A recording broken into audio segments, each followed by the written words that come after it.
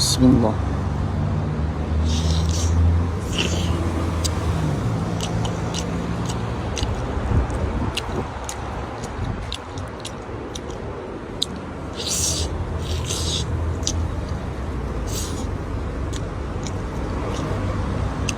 Yaponiyada ovqatni ovoz chiqarib, ya'ni chapilab yeyish oshpazga kompliment hisoblanar ekan.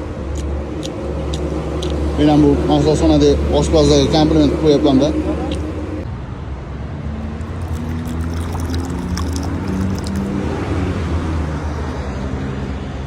Ko'shot juda ketadi-da.